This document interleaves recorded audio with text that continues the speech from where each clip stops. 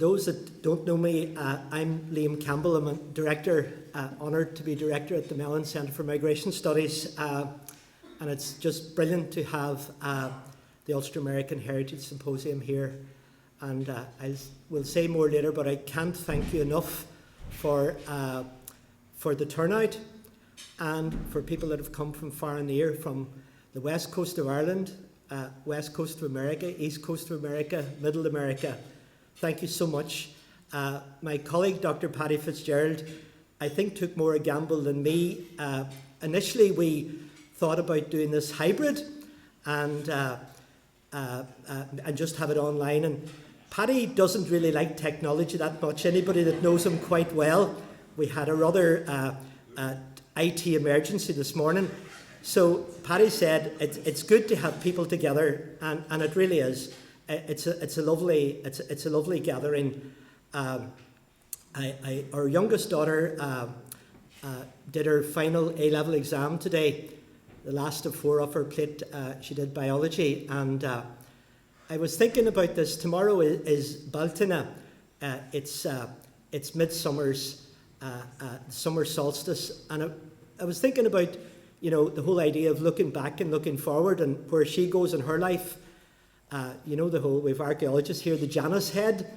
Janus looking forward, looking back, and in many ways, I suppose that's really what migration is a lot about. It's looking forward, it's looking back, and where we are in that whole trajectory. So it's just lovely to have so many of you here, and I can't thank enough for all the people that made the effort, and it is an effort to come to be here, and I hope we have a very full and enjoyable few days.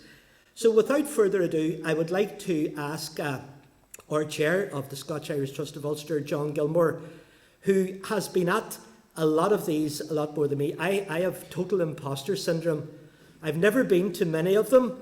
I've only been to one in Johnson City, and I'm not a historian, I'm a geographer, so I feel, that imposter syndrome. I've suffered it all my life.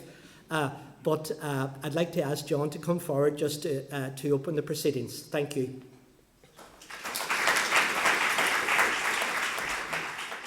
Liam has said everything I wanted to say, so but it's just after saying that I've been to lots of these. I've been to one in North America, and that was in Toronto. In what year was that? 2018.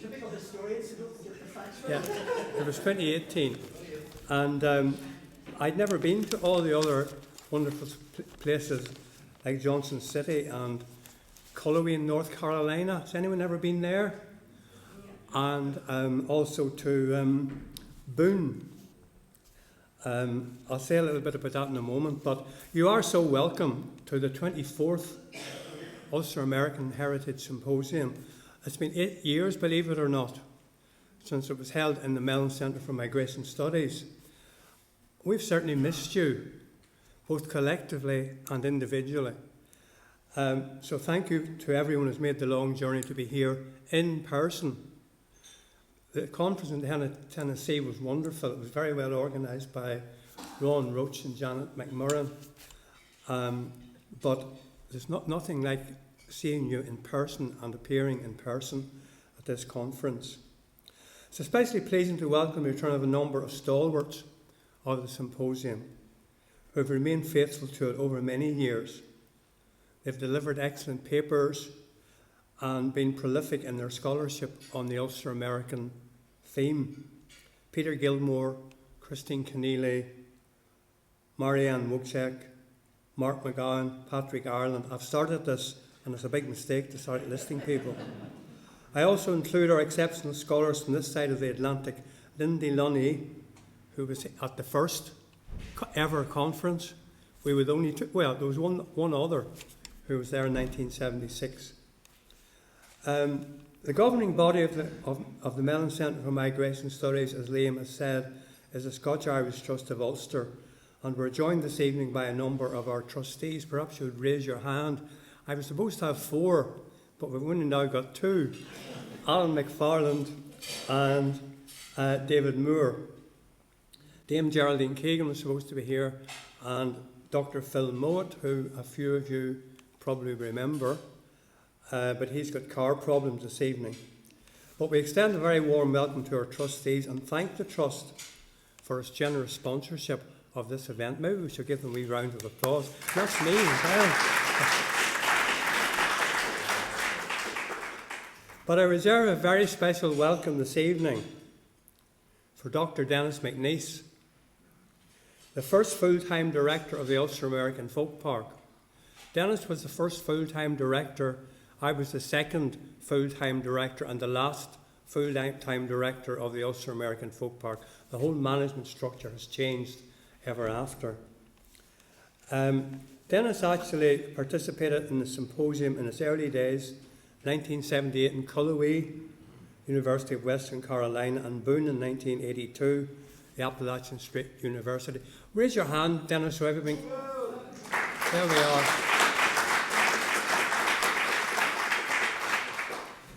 I wasn't allowed to go, of course. As I say, I was never at any of these American ones. Dennis returned excited about the potential of the symposium and the quality of the scholarship, and of course the mountain scenery and the woodlands of North Carolina. Fortunately, because of my longevity, I can trace the symposium back to the inaugural meeting in 1976, when it was launched in the University of Ulster in Coleraine. That's 48 years ago, and I was there.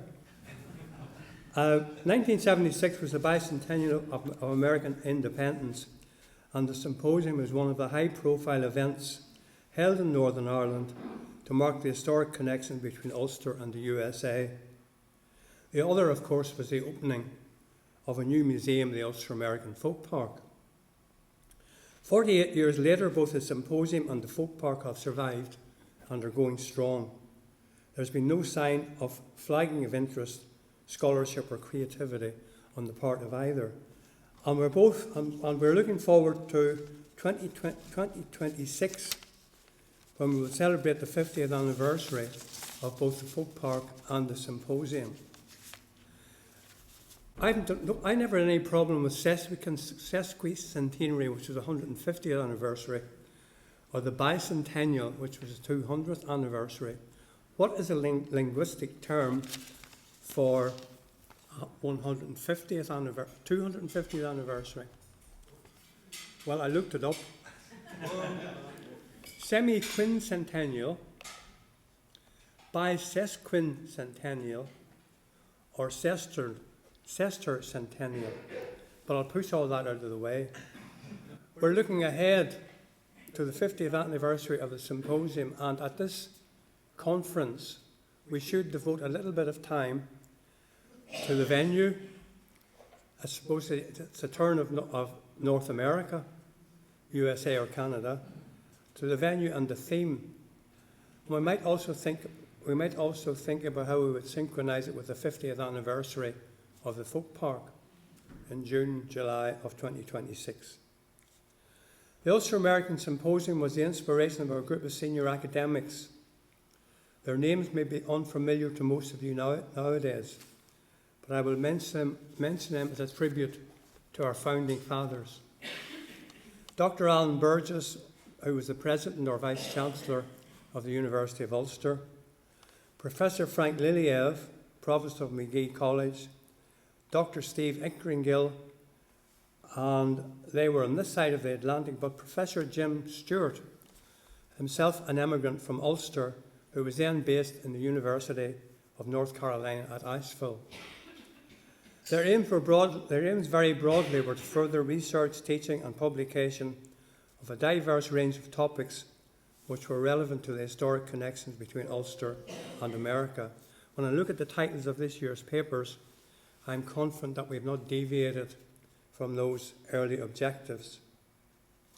In conclusion, I acknowledge the enormous effort of Liam Campbell, the Director of MCMS, and Paddy Fitzgerald, the Head of Research, in setting up this year's symposium and in their meticulous planning to get you here and ensure that it all runs smoothly. Every time I'm at the Liam's office, there's yet another flip chart on the wall with all these hieroglyphics and signs of all kinds, and he told me this was the planning of the symposium. So it seems to be working so far. We look forward to the next 2 days and welcome you again to the Mellon Centre for Migration Studies, the Ulster American Folk Park, and my hometown of Omagh. Enjoy your time with us. Thank you.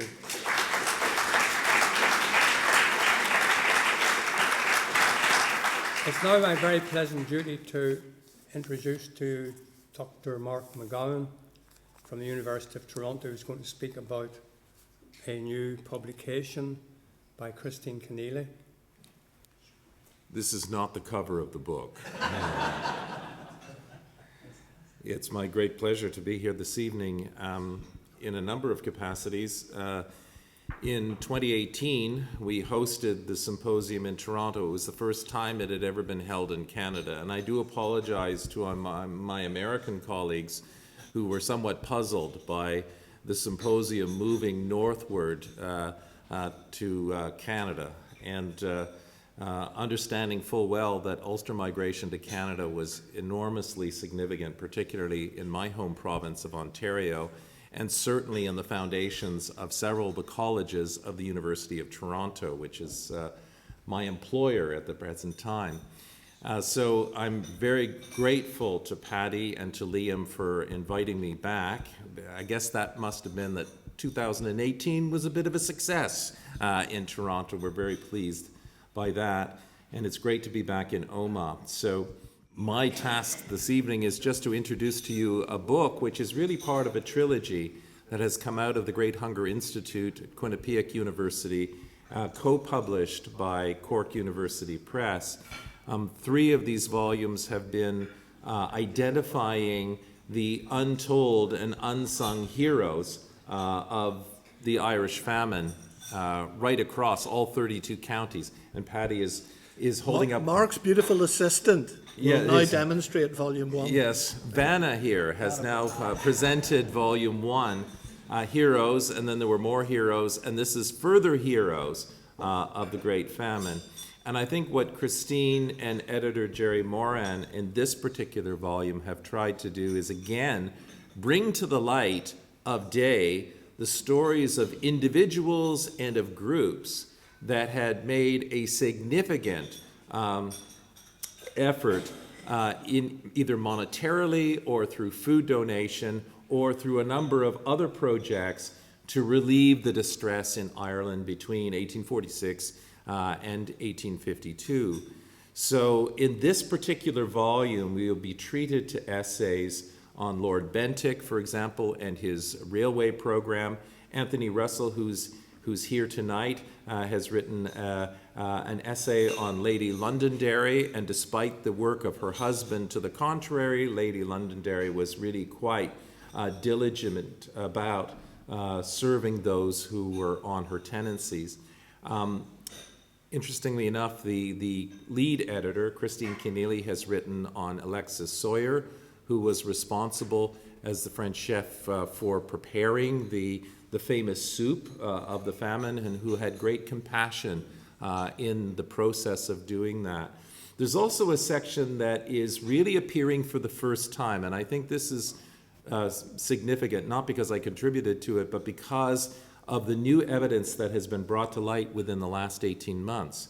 Annalise Shrout from the United States has now commented on the Cherokee donations from the First Nations people of the United States. And Jason King and I, for the last 18 months, have been working on the Canadian side, British North American Indigenous groups, Anishinaabe, Haudenosaunee, and Huron-Wendat, who also gave significant amounts of money to Irish famine relief despite their own poverty.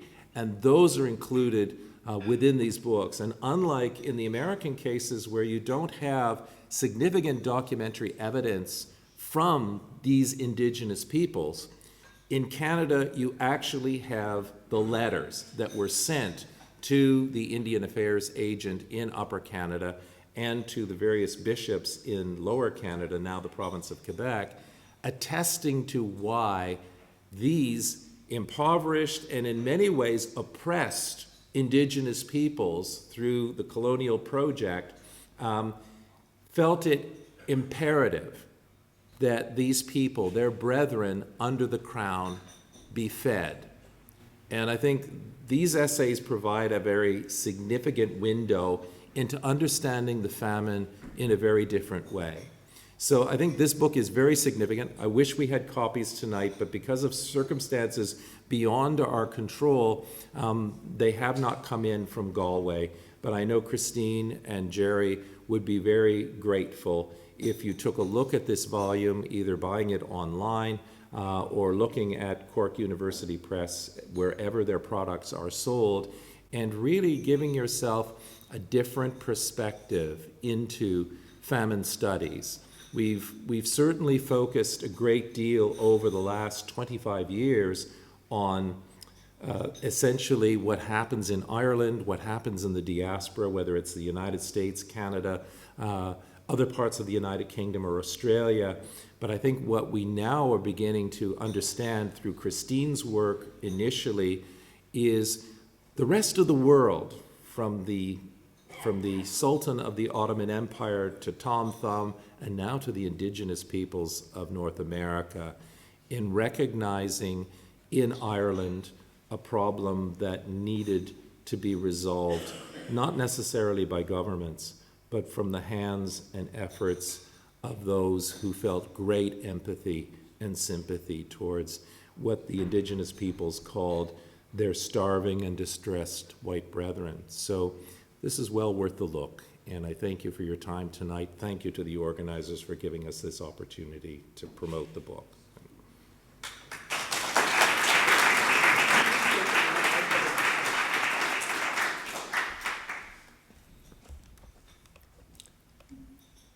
Liam's going to do the IT that I love so much. It's my very great and genuine pleasure to introduce to you our speaker this evening, Professor Audrey Horning. Audrey is Professor with Queen's University in Belfast in the School of Natural and Built Environment, whilst simultaneously being Chair and Forestry Murden Professor with the College of William and Mary in Virginia, a Chair in Anthropology. So you can gather from that I don't know how she does it, but she's genuinely transnational and interdisciplinary or multidisciplinary. Now, I first came across Audrey in 1996, presenting in the Round Gallery at the Folk Park as part of the symposium of that year. And with her normal efficiency and very effectively, she was what I would describe as spearing the then still potent myth that Ulster American emigrants could be represented as small-scale subsistence smallholders settled in the remote creeks and hollers of backcountry rural Appalachia. This evening she is, and we've talked a little bit about looking back over your shoulder, she's looking back over her shoulder at the last 30 years to take a review and offer her thoughts on Ulster American heritage studies. And when we get this I just thought, because John had stirred my memory, he mentioned Jim Stewart, who was an emigrant from Belfast out in the mountains. You should know this by now. Good gosh. I'll share it with the world. I'm not fussy. But Jim Stewart, come from Belfast, living in the backcountry in North Carolina. And there was a presentation in Cullowhee that was comparing, if I remember correctly, Martin Luther King and Bernadette Devlin. Now, to a good prod from East Belfast, this was, you could imagine, not going down too well with Jim. But his hearing wasn't great. He was into his early 90s, and his daughter was there to kind of translate. So we're in the auditorium, and this presentation is being presented to us. And Jim turns to his daughter, what's the woman saying? What's the woman saying? And she was translating to him. And in a very loud, piercing voice, he says, "That's absolute shit." And I do hope you forgive me the foul language, but it was enough to bring us to this point. Audrey, thank you. Okay, thank you. I'll try not to make this absolute. So anyway, I am delighted to be here. I'm very pleased to see everyone here. I'm grateful to Paddy and Liam for the invitation. I'm grateful to the Trust as well. And I'm just going to turn this a little bit. Yeah, there we go, so I can see. I am not really the best person to talk about the last 30 years of all the research that's gone on in Ulster migration studies. Those people are sitting elsewhere in this room. Paddy, Brian, many of you. So all I can do is sort of offer some thoughts, drawing from my own work on both sides of the Atlantic, and try to pull out maybe some themes that I think, looking at this year's program, are likely to come up again. And so maybe some points for conversation and for discussion. I also decided to actually have a script because it is after dinner. I've had a glass of wine. We don't want to be here all night, right? So I will, with no further ado, I think, move along. So as Paddy's mentioned, the first symposium I attended was in 1996.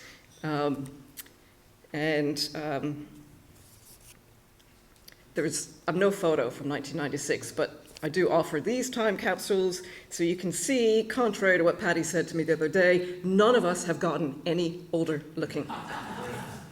I'd say that the symposium is really near and dear to my heart because my own research since the early 1990s has focused on the connections between the two lands, from the 16th and 17th century processes of colonialism to the 18th century Ulster migration to the American backcountry, to the emergence of that mythical narrative of Ulster Scots or Scots-Irish in the southern Appalachian region, to the expansion of awareness of the much more complex nature of Ulster migration patterns in the 19th and 20th centuries. So, as Paddy's alluded to, in 1996, I gave a paper on the Virginia Blue Ridge and the 18th century Ulster migration. I tried in vain to find a copy of this paper, to no avail. It was probably done on a typewriter. But anyway, as has just been confirmed for me, I was pretty sure that I took aim at some of the foundational myths about the Scotch-Irish and some of the sort of essentialist caricatures about their supposed ethnic purity, which geographers, folklife scholars, and archaeologists like myself once wanted to believe could be easily discerned in the material records, such as identifying a Scotch-Irish house plan versus a German one, and so on. So despite what David Hackett Fisher wanted us to believe at that point in time, it really doesn't work that way. The whole southern Appalachian region, as you all know, especially those of you from East Tennessee, was a very dynamic space with traditions drawing from native African and European cultures. 2 years later, for the next symposium, I remember a wonderfully epic road trip with Paddy and Brian Lampkin and Warren Hofstra and Robert Heslett as we drove, I think, from Stanton all the way down to Cullowhee. And since Warren's not here, I can say he never exceeded the speed limit. There will be more stories available, but we'll have to have some more drinks. So what I particularly value about the symposium is its proudly interdisciplinary nature and its very welcoming approach.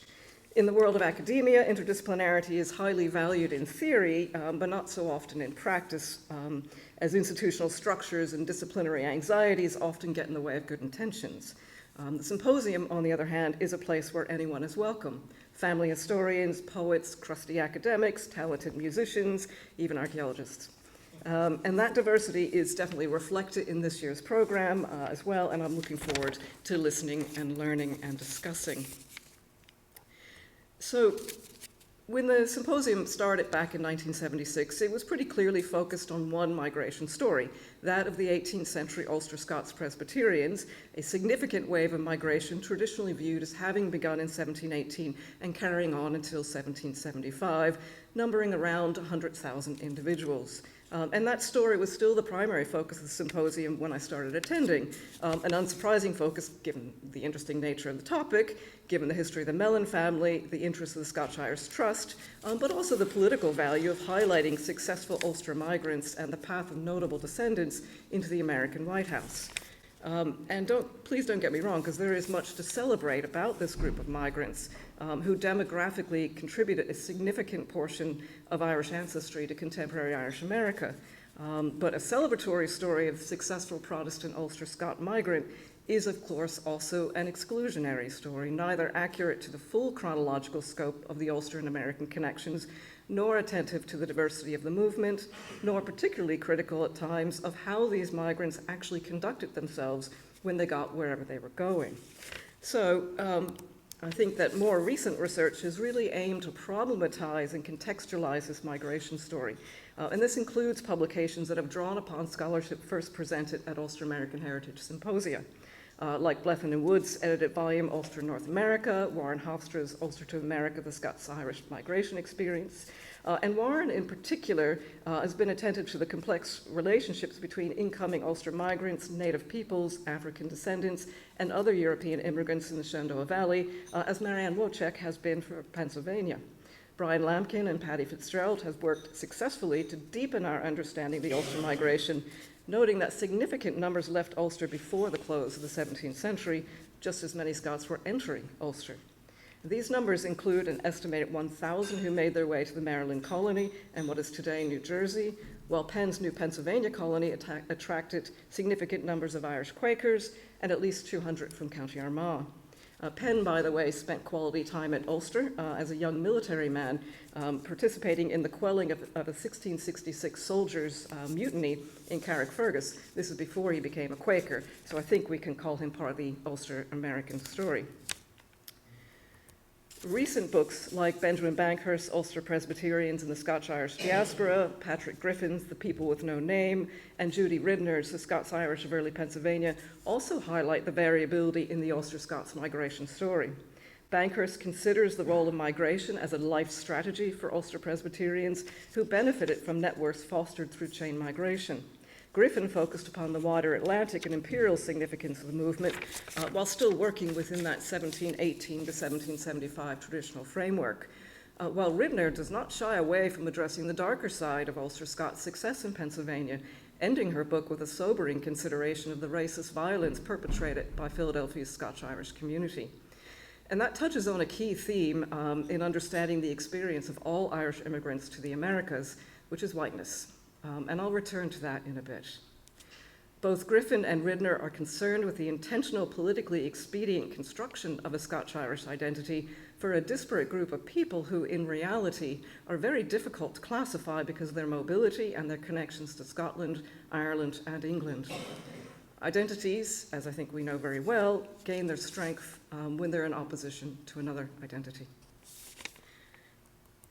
For my part, I've been very interested in understanding the connections between Ireland and America between 1550 and 1650, and the character of Ulster on the eve of plantation, as well as during plantation. And here another traditional story of movement falls somewhat on its face.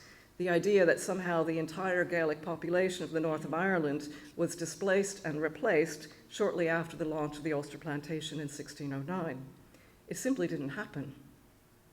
What we can tell of the demographics suggests only moderate numbers of English and Scots emigrating to the north of Ireland in the first 3 decades of the 17th century, and those planters were reliant on the pre-existing population. From an archaeological perspective, what we see is certainly change in the form of new settlements and settlement types, fortified towns and fortified bonds, but also a surprising number of continuities. This comes in the form of adopting Irish material culture, such as building traditions and pottery, but also at a deeper economic level, where the anticipated shift to an agricultural economy based upon tillage, in reality, was quietly set aside for a more lucrative and pragmatic continuation of a Gaelic cattle economy. And that Gaelic cattle economy was even adopted by such vociferous advocates of plantation as Sir Thomas Phillips of Limavady. The so-called radical transformation of the Ulster landscape, commonly attributed to the plantation period, in reality doesn't begin until the end of the century and the turn of the next. So what does this mean for the Ulster emigration story? Well, at a minimum, we need to rethink assumptions about the kinds of cultural traits packed up in chests and carted across the Atlantic. It also means, of course, that the Ulster emigration story includes the story of the Gaelic population. Incoming planters found it very expedient to rhetorically dismiss Gaelic pastoralism as a form of nomadism, a means of justifying the taking of land, the same rationale of res nullius, or empty land, deployed by colonizing Europeans around the globe. In reality, Gaelic Ulster was not a wilderness with a wandering population, but instead a land of lordships with very carefully delineated lands and landscapes.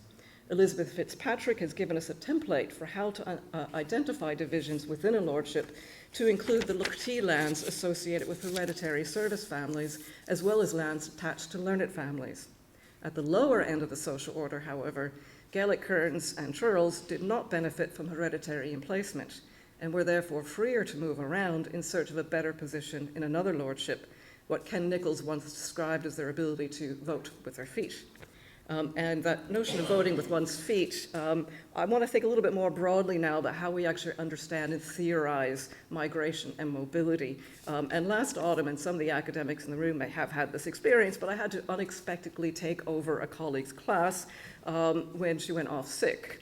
And that was partway through the semester, so I had to handle the rest of it, which was fine. Of course, it was fine. The class was called Movement, Mobility, and Migration, and I had to learn it off the fly. And it was actually fascinating. And the key takeaway from me was not to be grumpy about having to do this, but actually to be grateful, because I learned a lot. And one of the things really was a simple observation that movement is the norm rather than the opposite.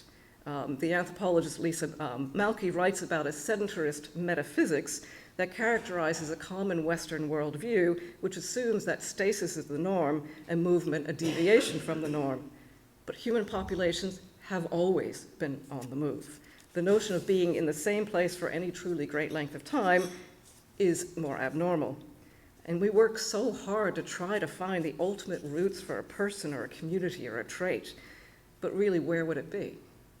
So challenging sedentarist metaphysics has made me feel a lot better about the time I personally spend on the move, navigating between two bases and two homes where I feel I belong. Anyway, returning to 16th century Ireland. It was a very dynamic space, composed of about 100 individual, often competing lordships, and a place far from backward or insular as contemporary English rhetoric would have it. Ireland operated within the North Atlantic maritime world with direct trading relations with the European continent. The English Reformation, however, put Ireland and England on a collision course, encouraging the English under Elizabeth I to overemphasize difference to justify political violence. Now, this Elizabethan period is probably best known in the United States as the period of grand adventurers and privateers like Francis Drake and Walter Raleigh. Less well known is the involvement of Irishmen in their Atlantic ventures, reflecting the reality that Elizabethan forces in Ireland were heavily dependent upon Irish conscripts. And in fact, numbers of Irish in the English army were so high that according to Nicholas Canny, the most decisive battle between English and Irish forces, the 1601 Battle of Kinsale, could be considered a civil conflict. Now, the presence of Irish, including those from Ulster, in the English military also meant that Irish individuals were part of the first English effort to plant a colony in North America, Walter Raleigh's Roanoke venture. So I would start the story of Ulster-American heritage in the 16th century. Moving into the 17th century, many Irish were directly engaged not only as participants, but as promoters of colonialism. I will not talk about Jamestown because I've spent much of my life talking about Jamestown, but I will look towards the Amazon. And in the 1610s, an Irish colony was attempted there, spearheaded by Irish trader Philip Purcell. And this Irish colony allied itself with the Dutch West Indies Company, exploiting the lands of native people as well as the labor of captive Africans until destroyed by Portuguese attacks. In the 1620s, Irish attention turned to the Caribbean, with Irish immigrants accounting for as much as half of the settler population and 2/3 on the island of Montserrat. And while many in the Irish arrived as indentured servants, they were not enslaved for life, a significant distinction addressed by a wide range of scholars, including Don Atkinson and Matthew Riley. Nonetheless, as many of you know, a particularly insidious strain of white supremacy continues to weaponize the demonstrably false notion of Irish slavery to such an extent that it's a common refrain in Irish America. I'm going to move on from that image because I don't like it. The incorporation of Ireland into the United Kingdom, rather than as a separate colony, provided multiple opportunities for Irish at every level of society to participate in imperialism, rather than only as targets of imperialism. Additionally, port cities such as Dublin, Belfast, Cork, and Limerick tied Ireland into the wider Atlantic economy, providing salted and pickled foodstuffs to North American and Caribbean plantations, importing tobacco and sugar, and training captains and crew for employment in the lucrative slave trade. Nini Rogers' exceptional work exploring the involvement of Ireland with Atlantic slavery has now made it impossible to pretend that Ireland was separate from and above involvement with that hateful institution, a theme that will be taken up by Brian E. Wittes on Friday. Scholars now follow the bloodstained trail of money from the Caribbean back to Ulster in the hands of linen merchants and sugar manufacturers and ships captains, money that also was often invested in civic and religious institutions. Another aspect of the Ulster American story that's received greater attention in the last 30 years is the connection between the United Irish Movement and the new American nation, which is a theme of Trevor Parkhill's paper on Friday. Kevin Whelan notes that between 1776 and 1809, 150,000 of 273,000 immigrants to the new American nation were Irish, including, quote, nearly 100,000 radical Presbyterians. This is a migration that he sees as having eviscerated the United Irish Movement. These new Ulster immigrants to America were not the same as those early 18th century backwoodsmen of lore, yet we find them obscured in historiography by the generic label Scotch-Irish. Hundreds of rebels who were not able to emigrate under their own steam found themselves conscripted into British forces, many shipped off to the Caribbean or elsewhere in the British Empire. Now, the most notable shift in research on Ulster in America in the last 30 years has been a recognition of the extensive migration from Ulster at the time of the Great Famine. And it's clear that far from being unscathed by the famine, Ulster experienced extensive population loss through emigration. In 1847 to 48, over 40% of Irish emigrants were from Ulster, regardless of religion. So to quote Professor Keneally, the denial of the extent of the famine in Protestant and Unionist historiography appears to owe more to political expediency than to historical reality. And that historical reality sees the volume of Ulster famine migration far outstripping that of the more fated 18th century migration. Those fleeing famine-era Ulster went to Australia, many to Canada where thousands sadly perished at Grosse Ile, while others leveraged American networks created through that century of chain migration.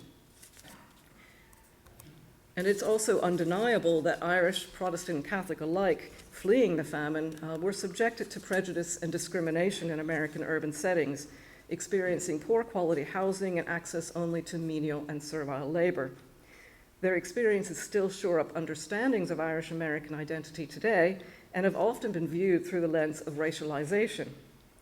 But here again, recent research complicates this picture and requires a consideration of whiteness and how whiteness ensured that anti-Irish prejudice was a short-lived problem.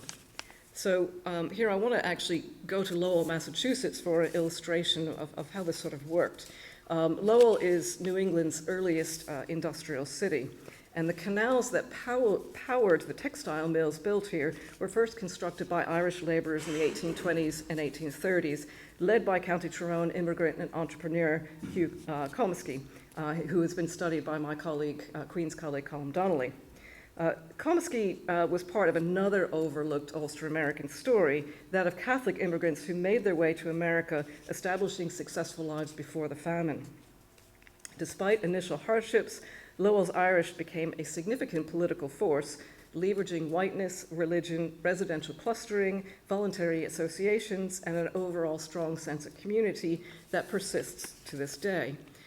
So a couple of years ago, I co-directed an excavation in Lowell's Acre neighborhood, and that's the area where the Irish settled in the 1820s and 1830s. And this excavation was in the location, it was basically the only empty lot in the settlement, and it was where there had been a grocery shop in the 19th century that was central to the Irish community. So I want to use an object that we found in that excavation to sort of think through the Irish-American experience here. In and amongst the rubble of a 19th century building, we uncovered a small silver coin. Neither of expected Irish nor American vintage, this small coin, actually a real, was minted in 1809 in either Mexico or Peru. And the coin emerged from property once owned by Irishman Patrick Keyes, a famine immigrant, possibly from Donegal, who came to Lowell in 1846, but soon left, first to enlist in the US Navy and then to seek his fortune in the California goldfields, just as California transitioned from a Spanish colonial outpost founded on the dispossession and conversion of native peoples to a US state. Keyes then returned to Lowell, perhaps with that coin, and opened up a successful grocery. A decade later, he rose in local politics to serve as a Massachusetts state representative, where being white was a de facto requirement. So to me, when I look at the Lowell story and the Keyes story, racialization is a problematic lens for understanding the experience of Irish immigrants. Insistence that the Irish were oppressed in the same manner as were enslaved Africans in the Americas itself is just another way in which the Irish utilized whiteness in the service of racial advantage. And as an Irish person, I am indicting myself here, okay? This is a conversation we need to have. So Keyes and other Lowell Irish were enmeshed in and beneficiaries of an anti-black racism, given that the textile mills were wholly dependent upon enslaved labor in the cotton fields, producing the raw materials that were woven in the mills and marketed around the world. So the act of intentionally forgetting the origins of the cotton and the linkages between raw material and final product echoes what Bruno Latour described as an act of purification, which basically means how we fragment our knowledge and we deny the entanglements. The purified narrative of Lowell is a white narrative celebrating the rise of American industry, while the purified tale of famine-era Irish migration emphasizes oppression. Purified tales certainly contain truths, but they're not whole truths. And despite anti-Irish prejudice, Irish wage laborers were just that, wage laborers in a system that exploited unfree laborers. And furthermore, as pointed out by the historian Timothy Meagher, quote, in the middle of the 19th century, Irish Americans earned a reputation as being among the most intensely racist people in America, an attitude that Judy Ridner would argue was present in pre-famine era race riots in Scotch-Irish Philadelphia. This is not a very nice historical reality, but it is a historical reality, and it's a legacy that those of us interested in Ulster-American heritage must acknowledge and address in the present. Now, the story of Ulster immigration to America and well beyond obviously doesn't end with the famine era. Kevin Kenny notes that between 1876 and 1921, 84% of Ireland's immigrants went to the United States, but with numbers dropping sharply thereafter, reflecting changes in American attitudes to immigration and opportunities elsewhere.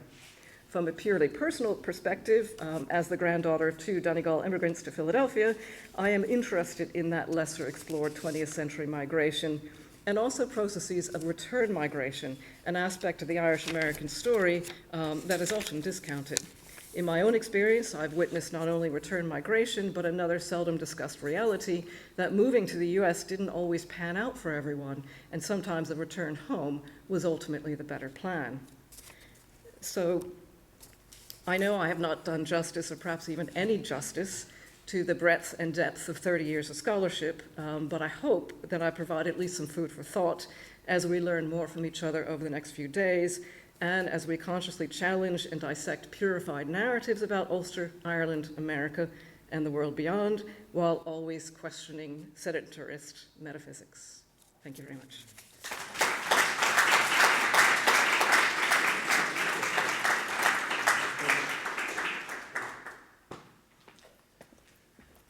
Wow. That was a really thought-provoking, interesting, wide-ranging presentation.